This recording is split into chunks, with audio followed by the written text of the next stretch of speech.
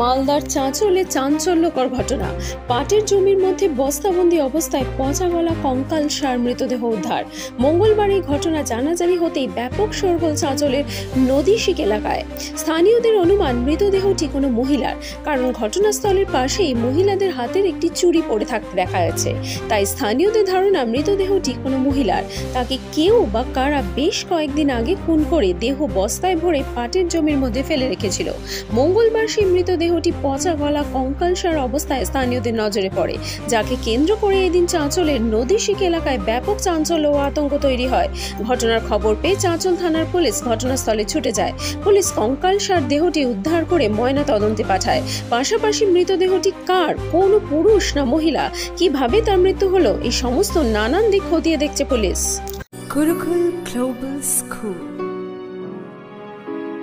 State-of-the-art infrastructures and schooling for students. It goes with the motto, enlightening young minds. We believe every child is special and possesses unique capabilities, talent and skills. Enjoy while you learn. এটা তো মাটারি আছে। আপনার ভয় হচ্ছে আপনাদের গ্রামবাসী হিসেবে? ভয় আমাদের তো ভয় তো হবেই, গ্রাম হিসাবে ভয় হবে না কেন? এখন যদি বাড়ির পাশে একটা কোনো এরকম আশঙ্কা ঘটনা হয় তো যে কোনো মানুষের ভয় হবে। ভয় তো হওয়ার কারণেই, এটা কোনো সহজ ব্যাপার নয়। সহজ ব্যাপার হলে মানুষের একটু যদি অ্যাক্সিডেন্ট হয়েছে আর কিছু হয়েছে তখন মানুষ ছুটে যায়। যেখানে একটা বডি পাওয়া গেছে সেই বডিতে ভয় হবেই মানুষের। আপনারা কি চাইছেন এখন? আমরা কি চাইবো, যেরকম প্রশাসন ব্যবস্থা নিবে, এটা প্রশাসনের ব্যবস্থা, এটা প্রশাসনের হাতে যখন গেছে তো প্রশাসনিক ব্যবস্থা নিবে। আপনার নাম? আমার নাম আব্দুর রহিম। এই এলাকার বাসিন্দা? হ্যাঁ, আমি নদীশিকের বাসিন্দা। আমি সকাল 11টার সময় বাড়ি থেকে বেরিয়ে পঞ্চায়েতে গিয়েছিলাম, আমি পঞ্চায়েতের মেম্বার। সেখান থেকে আমি শুনতে পেলাম কিছু মানুষ আলোচনা করছে যে ভাটার কাছে একটা ওই পাটের জমিতে একটা বডি পড়ে আছে। তো সেক্ষেত্রে আমি আসলাম, এই পাটের জমিতে এসে দেখি সত্যি একটা বডি পড়ে আছে, বস্তাতে বোঝানো। সে এসে পুলিশ এসে নিয়ে গেলে। বডিটার কি অবস্থা ছিল?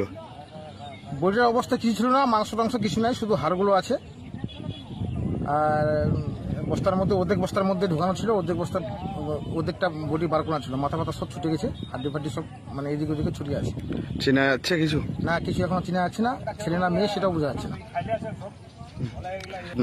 না, আমাদের এই ঘটনা শোনার পর পাড়া প্রতিবেশী কিংবা গ্রামবাসী খুব মানে আতঙ্কে আছে, খুব মানে বোধ করছে। যেন এটার ব্যাপারে প্রশাসনের কাছে আমি অনুরোধ করব যেন এই বিষয়গুলো একটু লক্ষ্য করা।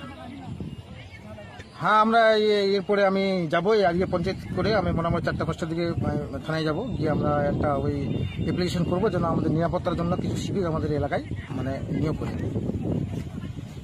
নাম? আমার মতিউর রহমান।